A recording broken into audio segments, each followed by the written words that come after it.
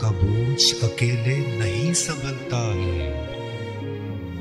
कहीं वो मिलता तो उससे लिपट के रो लेते। अगर सफर में हमारा भी हम सफर होता, बड़ी खुशी से इन्हीं पत्थरों पे सो लेते।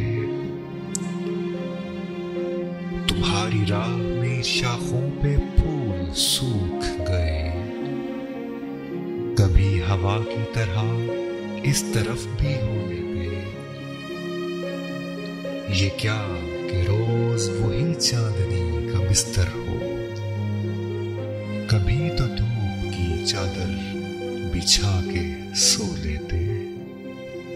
किसी की याद में पलकें जरा भिगो लेते, उदास रात की तन्हाइयों